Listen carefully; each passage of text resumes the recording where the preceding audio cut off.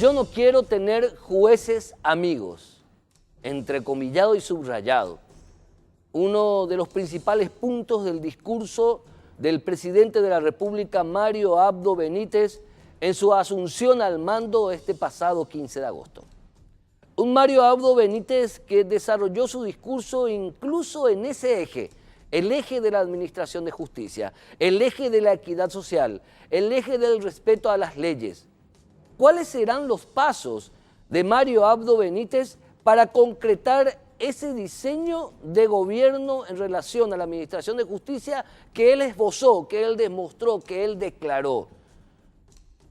Mario Abdo Benítez pretenderá reformar la administración de justicia a través de la reforma de la actual integración de la máxima instancia judicial, que de forma natural lo encuentra a él como presidente de la República en pleno desarrollo de un traspaso de hombres y mujeres que hoy actualmente integran la Corte Suprema de Justicia.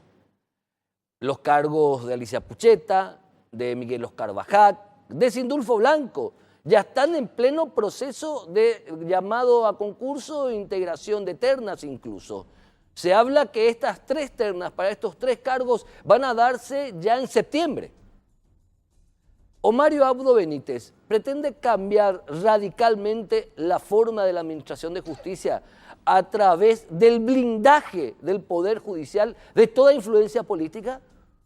Son 2 caminos bastante diferentes los que puede elegir o deberá elegir el señor presidente de la República. Y de la manera en que elija estos caminos, uno podrá saber cuál será el destino incluso.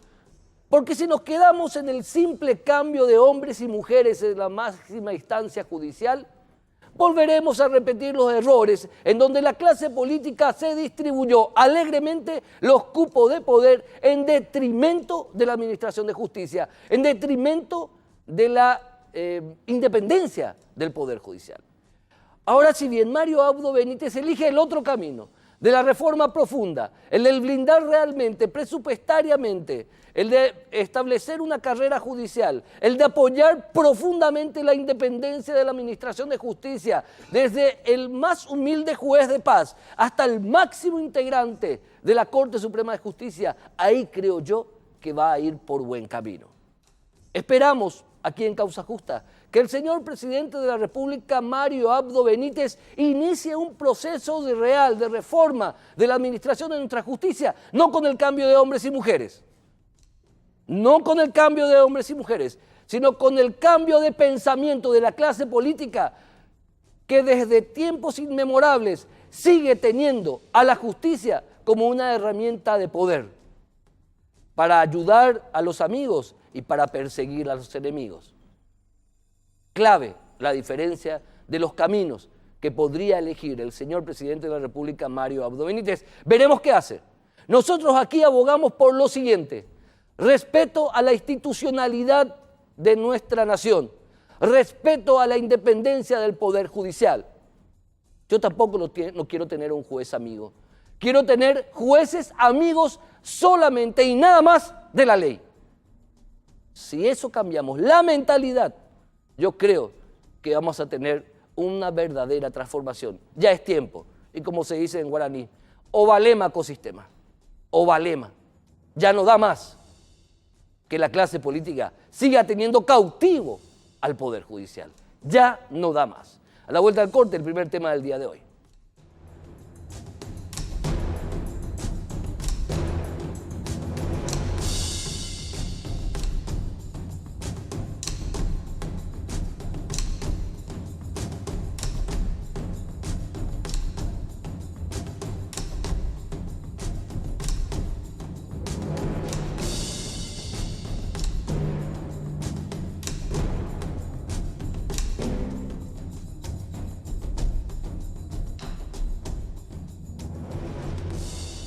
Y en Causa Justa queremos volver a los temas, a analizar expedientes, y vamos a volver otra vez nuevamente a ese camino que siempre hemos andado aquí en este programa, más allá de la serie de entrevistas a postulantes a ternar por los cargos vacantes actualmente en la Corte Suprema de Justicia. Doctor Jaime Gómez, bienvenido a a Causa Justa, bienvenido a una nueva edición y una denuncia que usted está reiterando en un caso en particular, pero con respecto a una decisión judicial que sentó un precedente no adecuado, por así decirlo. Muchas gracias, Héctor Alegre. En realidad yo vengo a formular una inquietud de varios abogados de Salto de Guairá en relación a una denuncia que yo había entablado en contra de un juez, Samuel Silvero Martínez, de Salto de Guairá.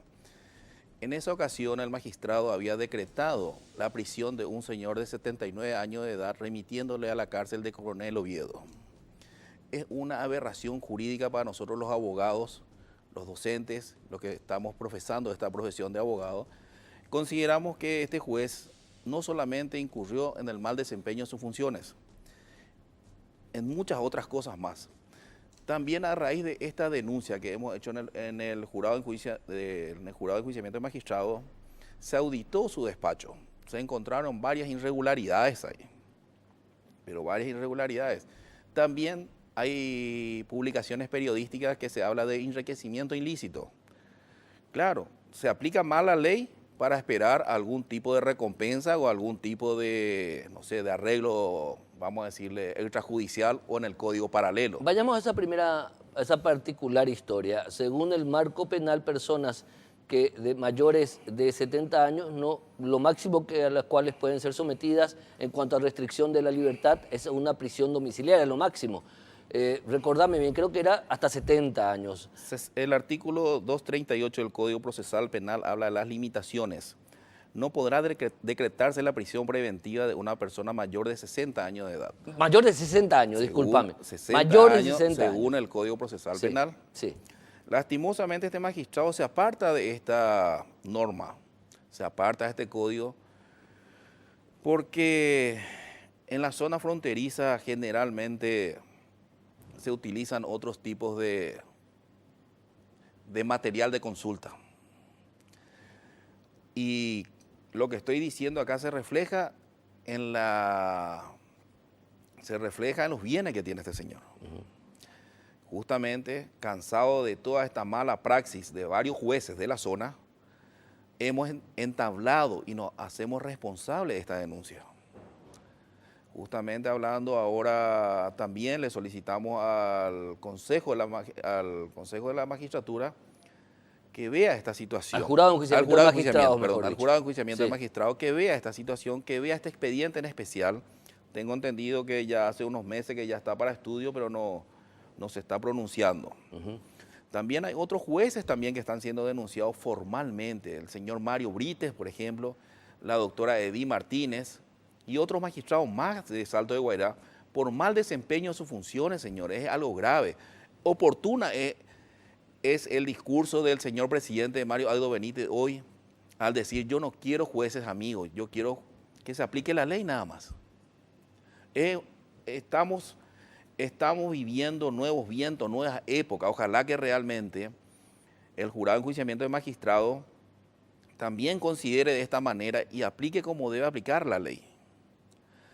Es un pedido muy especial también a la Corte, que se pronuncia. Hace más de 3 meses que se hizo la auditoría en Salto de Guairá a diferentes juzgados. Hasta ahora la Corte no ha remitido esos informes de auditoría. O el resultado por lo menos. O el resultado por lo menos. Es más, si de repente el doctor Mario Liceche no dispone de tiempo, yo y otros colegas nos ofrecemos a ayudar y analizar los expedientes que son auditados. Para que la gente... el doctor Mario Liceche es el director del Departamento de Auditoría. Así mismo. Que depende de la Corte Suprema de Justicia. Así mismo. Y hay 4 notas que fueron remitidas pidiéndole los informes correspondientes.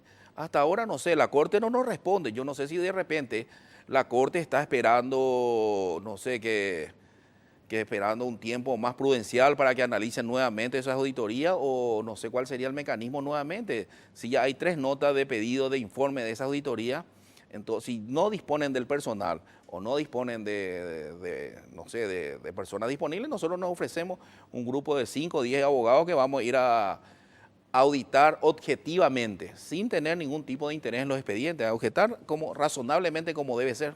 Ujú. Pero ustedes lo que piden, ustedes ¿qué tipo de información entregaron? Dijeron, ¿fueron bastante específicos o fue general el planteamiento de la denuncia que hicieron contra varios jueces allá del Salto del Guairá? En realidad las irregularidades son muchas. A ver, especificame alguna, por favor, doctor. Un ejemplo. Más allá de ese ejemplo que dijiste, que a un hombre mayor de 60 años se le envió a prisión. Te doy un ejemplo claro. Sí. El hijo del doctor Samuel Silvero es abogado. Sí. Él, en el poder que se le otorga, él paga la tasa pero le hace firmar a otro. Y ese mismo expediente entra en el despacho de su papá. Eso es grave. Señores, están en los expedientes. Debería inhibirse. Señor, está en el expediente. El estudio jurídico del hijo está teniendo, vamos a decir, casos más interesantes por la zona. Y a raíz de todo eso, el gremio de abogados, los abogados pasilleros, están molestos por todas estas cosas. Hay muchas inquietudes, hay mucha informalidad en la zona. No, vamos a analizar en el expediente. Te voy a dar nombre y apellido de cada uno de los expedientes que están auditados. Y vamos a analizar y van a ver las irregularidades que constan en el expediente. No es que yo estoy inventando, que yo estoy diciendo por decir, está en el expediente, señores. La situación es grave en Salto de Guairá. Y lastimosamente, no sé qué está esperando la Corte en pronunciarse al respecto, porque realmente hay irregularidades. No se expide la Corte en tiempo y en forma. No.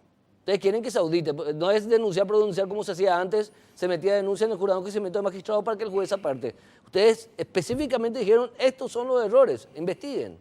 Hay un solo título de propiedad que se utilizó como en 10 expedientes como garantía. Jamás se pidió informe sobre esa finca, sobre ese inmueble. Pero, Te estoy diciendo. pero ¿cómo? Según el marco procesal, debería, pero no se hace. para un solo caso, un título para un solo caso como garantía. Sí, hermano, te digo con nombre y apellido.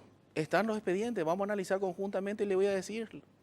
Hay un silencio. El silencio es cómplice. Para mí el silencio es cómplice y en este momento la auditoría es cómplice. No quiero decirle a los miembros de la Corte, pero la auditoría es cómplice. ¿Quién es el superintendente de Salto del Guairá, del departamento de Amambay entre los ministros de la Corte? ¿Te recordás? Sí, la doctora Miriam Peña. ¿Y no hablaron con la doctora Miriam Peña con respecto a esto? En varias ocasiones hemos hablado con la doctora Miriam Peña y con el doctor Antonio Frete también. También el doctor Antonio Frete es el otro También superintendente. están entre dos. ¿Y qué le dijeron la doctora Peña y el doctor Frete? Y que estamos esperando que la auditoría se pronuncie y hasta ahora estamos más de 3 meses y todavía no se pronuncia la auditoría. ¿No es normal la dilación por parte, atendiendo a que son, ¿cuántos expedientes fueron denunciados? 3. En realidad son 10 expedientes más 10 expedientes. Sí, 10 expedientes, pero... ¿De varios jueces? De varios jueces. No es mucho. Solamente en Salto del Guairá. Solamente 10 expedientes metidos en una auditoría hace 3 meses y no hay respuesta. No hay respuesta. Yo creía que era un solo expediente, 2 lo máximo, 10 expedientes. 2 sola. Pero si vos empezás a ojear, Sí. uno de los expedientes te vas a dar cuenta de las irregularidades que existen en él. Plantéame otra irregularidad. Estamos hablando de 2 que me dijiste puntualmente. ¿Te recordás otra, por favor? Y otra de las tantas es con relación a las cauciones. Las cauciones ya dijiste. También que el hijo del juez paga la tasa judicial y le hace firmar a otro. Sí. Porque también está en el expediente. Sí. Y un montón de irregularidades que ahora mismo no me acuerdo, no anoté en estos momentos. Y cosas así. ¿Qué plantean ustedes? ¿Quieren una respuesta ustedes? Nosotros realmente que estamos preocupados, varios abogados que estamos en la profesión, estamos preocupados por la situación y planteamos que realmente se pronuncie la auditoría en primer lugar. Y en segundo lugar, que la Corte tome las determinaciones correspondientes a derecho. Si debe suspenderlo, sancionarlo, que lo haga. Si tenemos que felicitar al magistrado, yo mismo soy el primero que me levanto y lo felicito por su buen desempeño. El lunes de la semana pasada,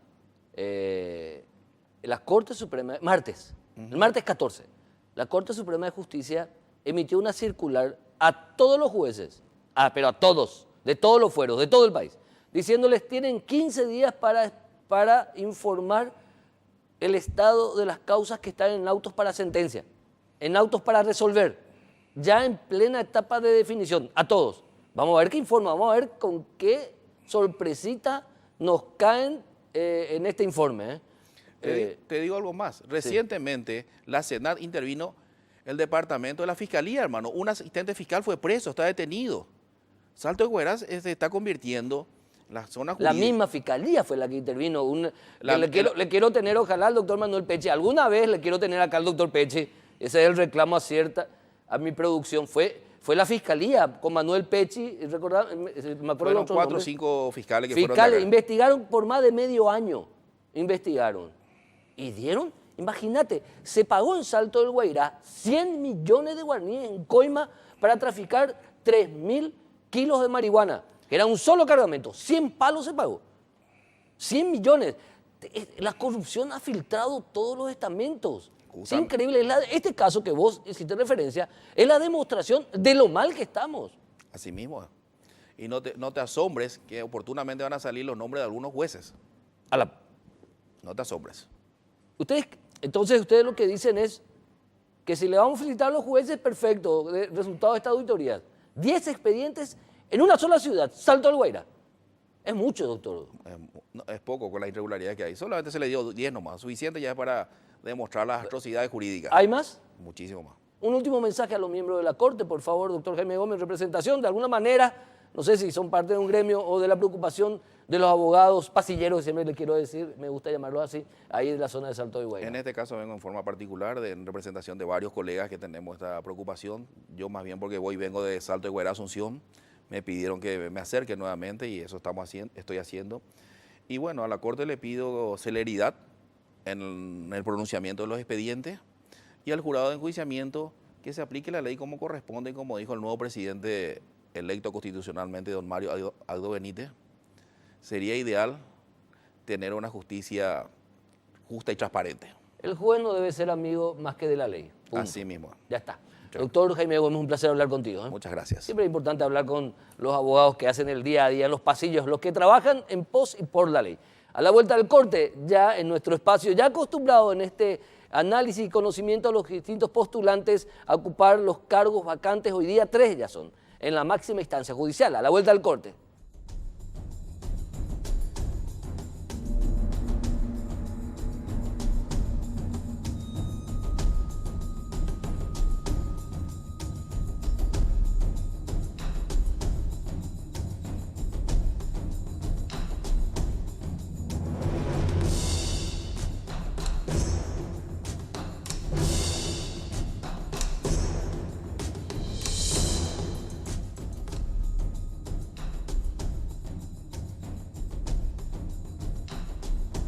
Seguimos teniendo la distinguida visita de doctoras y doctores en Derecho que han postulado para ocupar los cargos vacantes actualmente en la Corte Suprema de Justicia. Hoy nos visitan, por un lado, la doctora María Victoria Rivas, también el doctor Marcos Con Gallardo y el doctor Alberto Martínez Simón. A los tres el agradecimiento por haber aceptado la invitación y por estar con nosotros para que le conozcamos un poco a ustedes como postulantes a estos 3 cupos ya, aunque el cupo de Sindulfo Blanco aún no ha sido el llamado todavía.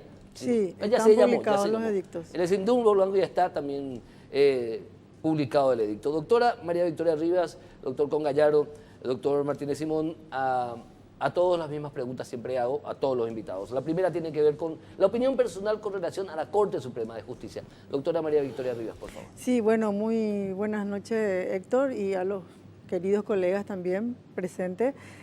Yo creo que hay un análisis muy interesante sobre la Corte Suprema de Justicia en el sentido de que todos los organismos internacionales obviamente concuerdan en el gran debilitamiento institucional que tiene en este momento el Poder Judicial y la Corte Suprema de Justicia como cabeza de ese poder.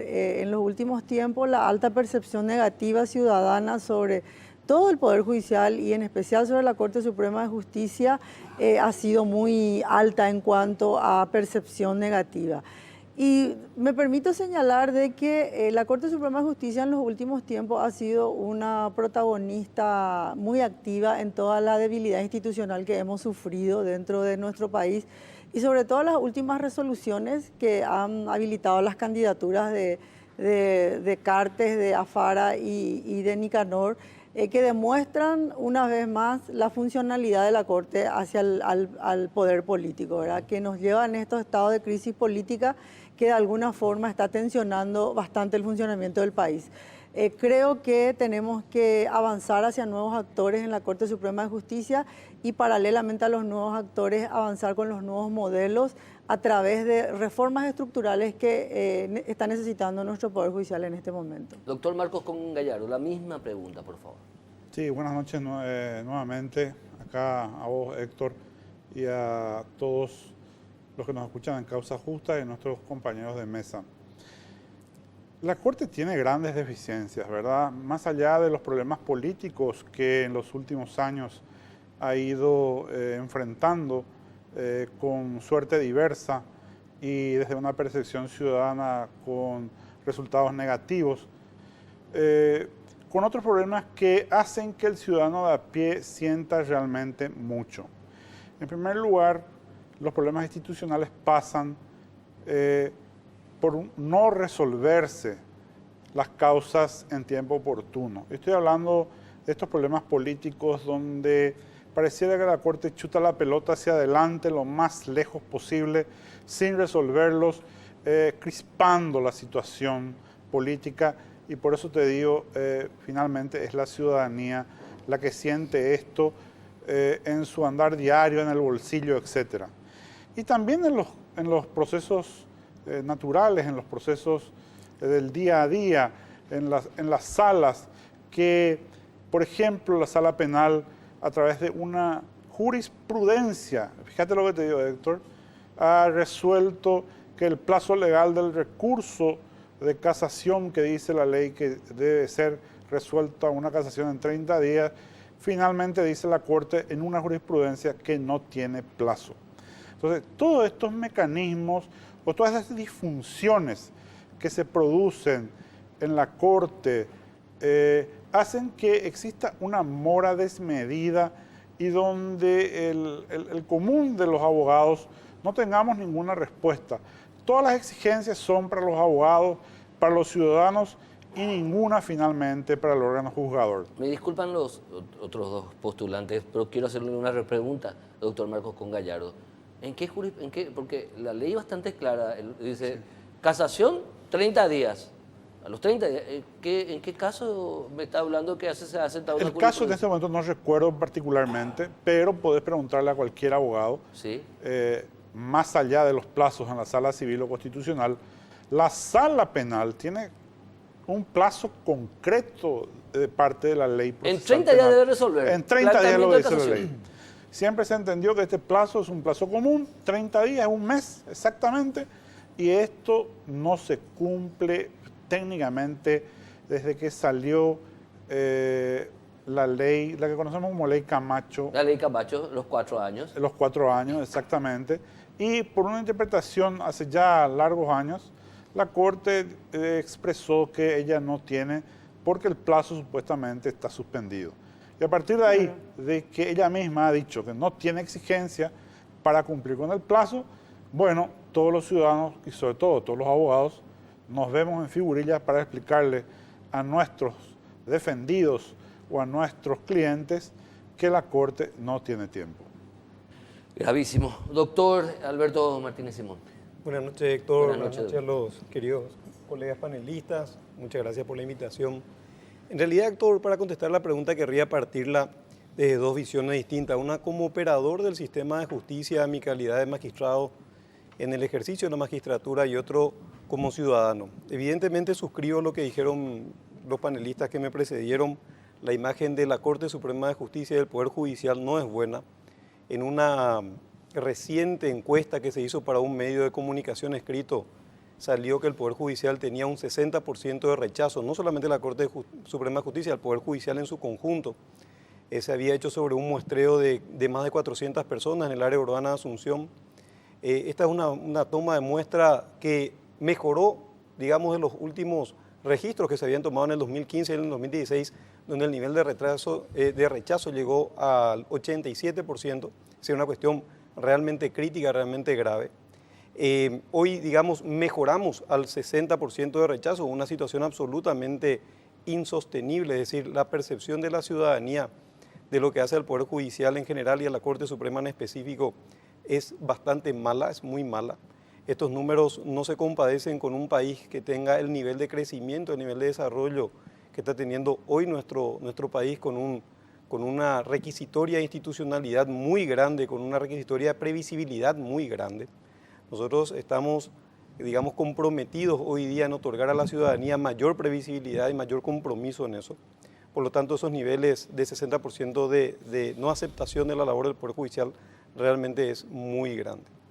Desde el punto de vista del operador interno, te diría, hoy formamos el cuerpo de magistrados del país, más de 1000 jueces y juezas, y te tengo que confesar que la gran mayoría de ellos tratan de hacer su trabajo dentro del esfuerzo silencioso cotidiano, dentro de lo que marca la ley, dentro de la precariedad incluso de recursos materiales, coste que hay que reconocer que hemos mejorado ostensiblemente también la infraestructura del Poder Judicial en los últimos años.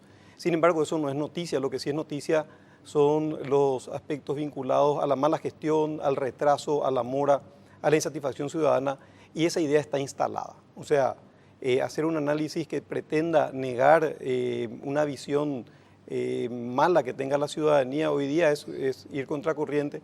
Yo creo que llegó el momento, y aprovechando esta coyuntura, de que varios ministros van a llegar a un límite de edad para salir de la Corte, naturalmente, por esa disposición constitucional. Llegó el momento de renovar la Corte, y creo que la ciudadanía vería con muy buenos ojos una renovación con gente creíble de la Corte, de modo tal a subir el nivel de confianza que tenga la ciudadanía en la justicia en general y en la Corte en particular. Bueno, ahora la pregunta va por lo particular para que la audiencia los conozca. ¿Quién es la doctora María Victoria Rivas? Bueno, María Victoria Rivas es una persona que ha tenido una carrera judicial. Estuve en la Fiscalía General, fui fiscal general adjunta hasta el año 2002. No estuve de acuerdo con la política que implementó en ese momento el fiscal Oscar Latorre. Renuncié a mi carrera porque no estaba a favor de las políticas de corrupción que se estaban instalando en ese momento, y después el tiempo me dio la razón. Estuve en el Poder Judicial bastante tiempo, estuve como secretaria de Juzgado Civil, participé en todo el proceso de reforma procesal penal desde el Ministerio Público a través de los órganos de capacitación, y prácticamente podría decirte de que toda mi vida profesional lo he militado para avanzar hacia el sistema judicial. Y te digo por qué, Héctor, porque estando dentro del sistema y sobre todo nosotros con Marcos y con otros compañeros que hemos participado un poco en el modelo de construcción del sistema penal y el sistema procesal penal, nosotros cuando iniciamos el proceso pensamos que las normas eran suficientes para obtener beneficios y disminuir en ese entonces la alta cantidad de personas que estaban en prisión preventiva.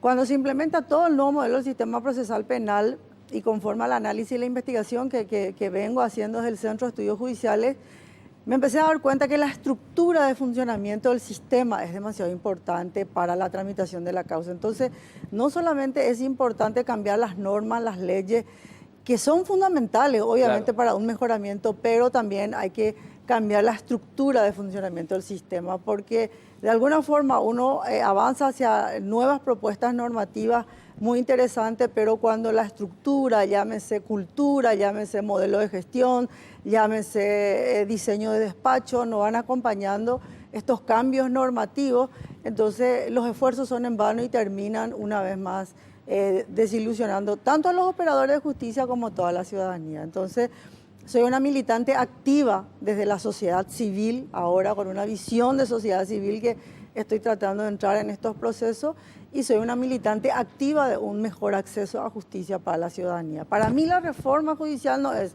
ni para los abogados del pasillo ni para los operadores de justicia. Para mí la reforma judicial es para la ciudadanía que está sedienta de que tenga un poder judicial que sea accesible para todas las personas. La misma consulta, doctor Marcos Con Gallardo, por favor. Bueno, Marcos Con es una persona que viene trabajando por largo tiempo en el sistema de justicia. Me inicié como actuario en la justicia letrada, pasé por la Procuraduría Fiscal y ahí juntamente con la doctora, como ella bien lo dijo, María Victoria Rivas y otros compañeros, hemos iniciado hacia el año 91, ya imagínate, un proceso que concluyó en el año 94 con la propuesta de reforma del actual Código Procesal Penal, pasando por la Constituyente, etcétera, etcétera, etcétera. De ahí, cuando tuvimos la norma, nos dimos cuenta que no es suficiente la norma, sino hay que implementarla. Y con otro compañero de Ciudad del Este, juez, el doctor Rocorreo, hemos tratado o hemos logrado implementar todo un nuevo sistema de justicia en el área judicial en toda la República. Y esto quiero destacar, no es una reforma parcial para los juzgados de Asunción, sino fue una reforma que alcanzó a toda la República. De ahí salí al INESIP para trabajar desde la sociedad civil, en mi condición de juez, dejé la condición de juez penal acá en la capital, y como director ejecutivo de INESIP comenzamos a trabajar en proyectos que hacen justamente a la persecución de la corrupción, de un basta de la impunidad. Y con estos proyectos seguimos unos años y luego hace unos años ya estoy en el litigio, ¿verdad? Estoy trabajando como litigante penal y también desde hace muchos años como docente universitario en materia penal y materia civil. Como hago las dos materias, tanto penales y civiles, bueno, sí tengo de primera mano entonces, digamos, ausculto día a día cómo está el pasillo. Hoy en día técnicamente trabajo como abogado pasillero, docente universitario y trabajo también en el Congreso Nacional como asesor externo de la presidencia, ¿verdad? Que es un trabajo bastante complejo también en materia constitucional, fundamentalmente. Esto es lo que estoy haciendo hoy día y bueno, como dijo recién María Victoria, creo que todos los afanes de una generación, de mi generación, que ha trabajado en el proceso judicial, ha sido que la ciudadanía tenga un poder judicial confiable, un poder judicial respetable, un poder judicial que, acorde a la Constitución, a la ley, otorgue seguridad a todos aquellos que caminamos por la República. Perfecto. Doctor Alberto Martínez Simón, por favor. Sí, yo me inicié ya hace más de 30 años en el Poder Judicial como dactilógrafo. Fui actuario también en un juzgado de primera instancia en lo civil. Estuve como funcionario judicial casi 8 años. Durante 10 años trabajé en el ejercicio de la profesión en un ámbito estrictamente civil. Me fue muy productiva aquella época en el sentido de la cantidad de experiencias vividas, digamos, del pasillo. Eso me valió una cantidad de conocimientos que no son precisamente jurídicos, sino son del manejo de la estructura. En el año 2003 entré a la magistratura como juez de primera instancia, estuve casi 10 años, una experiencia valiosísima porque fui juez de primera instancia en lo civil y comercial acá en la capital. En el año 2009 distinguieron a mi juzgado con el Premio a la Excelencia Judicial, un esfuerzo de todo el equipo de trabajo, en donde en aquel momento nos habíamos propuesto no estar en mora, tener los expedientes permanentemente listos, teníamos un sistema de trabajo muy bien aceitado que nos permitía dictar las sentencias dentro de los plazos legales. Ese mismo sistema estamos tratando de implementar hoy a nivel Cámara y a reproducir el modelo también en otros juzgados. En el año 2012 fui nombrado miembro del Tribunal de Apelación Civil y Comercial, sexta sala acá de Asunción, cargo que ocupo hasta la fecha. Hoy día mi actividad en el Poder Judicial, obviamente la principal es ser miembro de ese tribunal, pero también participar de una serie de proyectos vinculados al mejoramiento de la administración de justicia. El más importante de todos, vos lo conocés bien, Héctor, es el expediente electrónico, sí, del cual soy magistrado responsable, un proyecto que venimos realizando exactamente hace 10 años hoy día y desde hace un año y medio, un poco más, que tenemos ya implementado el expediente electrónico a nivel Ciudad de Asunción. Nosotros en octubre vamos a dar un paso muy importante que es la digitalización de toda la primera instancia civil y comercial y penal, es decir, todos los juzgados, los 20 juzgados civiles y los 14 juzgados penales de garantía de Asunción van a estar ya en trámite electrónico. En Asunción. Electrónico en Asunción. Inmediatamente después las cámaras civiles y comerciales y penales de Asunción también entrarían hacia fin de año, principio del año que viene. Y paralelamente hago mi actividad también en la cátedra universitaria. En el grado soy profesor de obligaciones, profesor adjunto por concurso y profesor de las maestrías y doctorados de la Nacional y de la Católica, donde enseño Derecho de Daños. Obligación es la materia que me hizo sufrir a mí en la facultad. ¿Cómo me hizo sufrir? Bueno, no voy a recordar esa época. La materia, no el docente. Una materia. A la vuelta del corte seguimos con estos distinguidos invitados.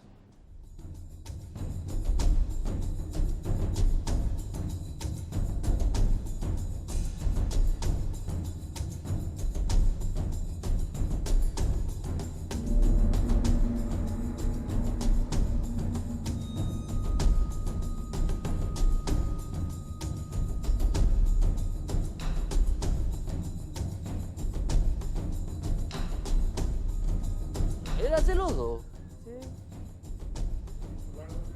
Sí. Bueno, volvemos.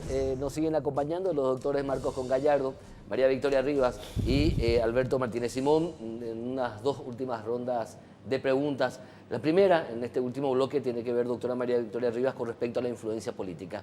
Y partimos de la base de lo que dijo el presidente de la República, Mario Abdo Benítez, este pasado miércoles 15 de agosto. No quiero tener jueces amigos. Y uno pregunta, ¿cómo va a ser eso si en la época democrática, en la dictadura mucho más aún, el poder político se cebó del poder judicial?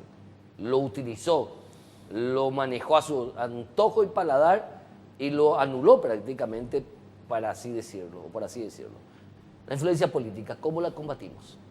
Bueno, yo creo que ahí tenemos que analizar lo siguiente. El tema de la independencia judicial no es un concepto abstracto, hay que instrumentalizarlo con ciertos mecanismos que le permitan a los jueces como sujetos que resuelven conflictos en un caso en especial, y ahí hablamos de la independencia funcional de los jueces al resolver el conflicto, y otro el Poder Judicial como poder del Estado.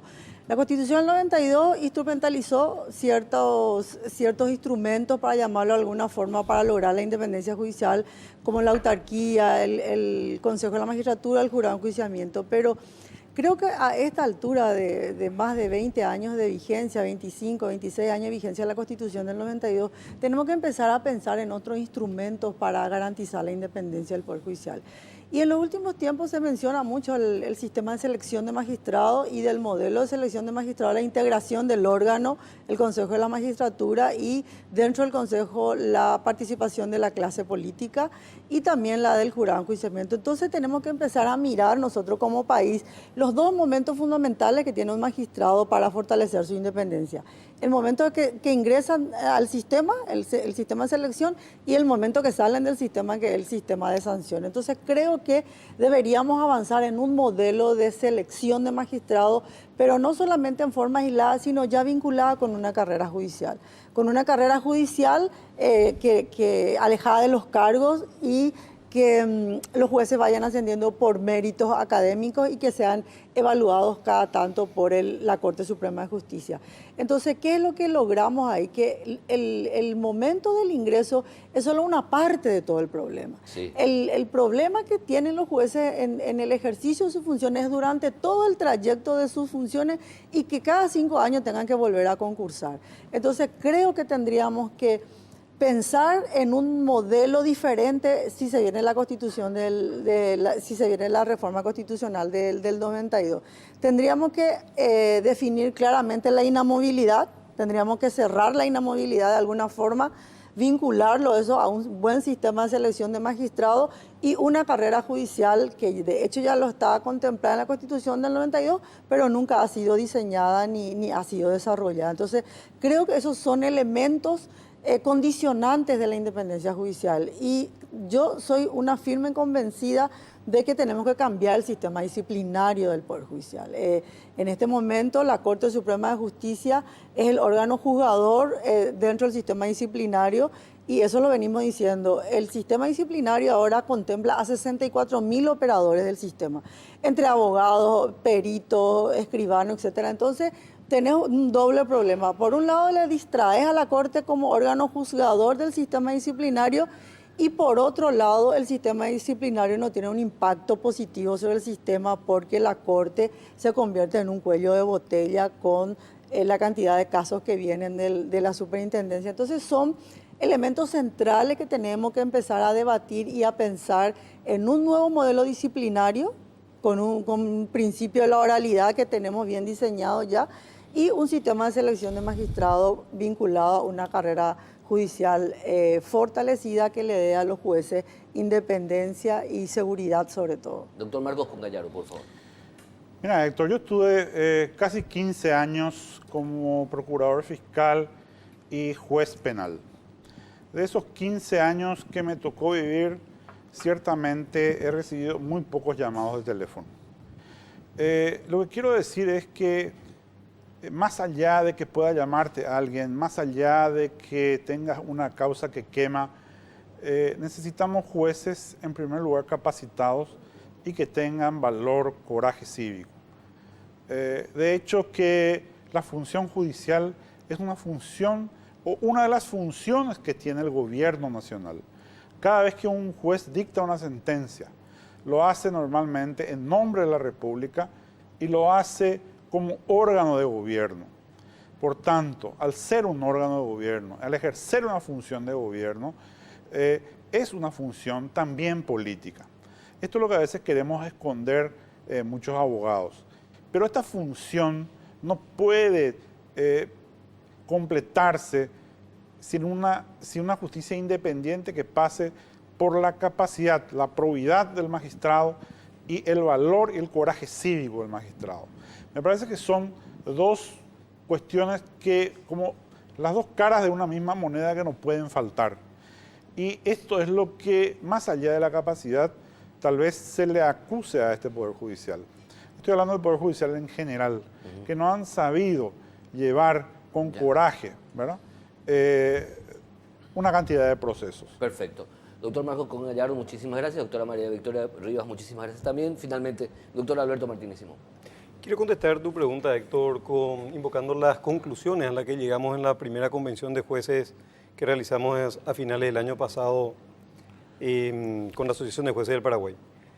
Unánimemente los jueces habíamos concluido, después de 2 días de debate, que gran parte de la independencia del Poder Judicial va a pasar por la despolitización de los órganos de designación y de remoción de los magistrados. Es decir, nosotros pugnamos porque sean otros mecanismos que pasen probablemente por un perfil más académico, la posibilidad de designar jueces y la posibilidad de remover a los jueces, y que no estemos tan influenciados políticamente en esos 2 organismos muy delicados. Y por otra parte, el tema de la autarquía presupuestaria. No hay independencia del Poder Judicial, sino una autarquía real del Poder Judicial desde el punto de vista presupuestario. Nominalmente tenemos un 3%, ese 3% a veces se cumple, a veces no se cumple, se discute, se toca, y después está el famoso plan financiero del Ministerio de Hacienda, que aunque se prevea en el presupuesto, no nos pasan cuando nos tienen que pasar ese dinero, lo hablo institucionalmente. Por lo tanto, tenemos un doble brete, un brete primero en el Poder Legislativo y un brete después en el Poder Ejecutivo, de modo tal a que en ambos bretes la Corte Suprema de Justicia, el Poder Judicial en general, puede ser presionado, puede ser manoseado a los efectos de obtener esa autarquía. Nosotros bregamos por la despolitización de esos órganos y por la concesión de una autarquía real, que sea el Poder Judicial el que administre sus bienes, el que administre su dinero, para que realmente la política judicial pueda ser llevada a cabo de acuerdo a las directrices de la Corte Suprema de Justicia. Muchísimas gracias. A los 3 se me fue el tiempo. Me quedaron una pregunta más, me quedó, pero ya en su momento de seguro que van a poder exponerle, que es respecto a si van a estar 5 años o no en el cargo. Pero bueno, a los 3 el agradecimiento por la presencia y por habernos expuesto sus respectivas plataformas de gobierno en caso de ser elegidos ministros de la Corte Suprema de Justicia. Finalmente, Mario Audo Benítez, ojalá que se cumpla, señor, lo que acaba usted de decir el miércoles 15 de agosto. No quiero tener jueces amigos. El juez solamente debe ser amigo de la ley. Muy buenas noches, nos vemos el próximo domingo.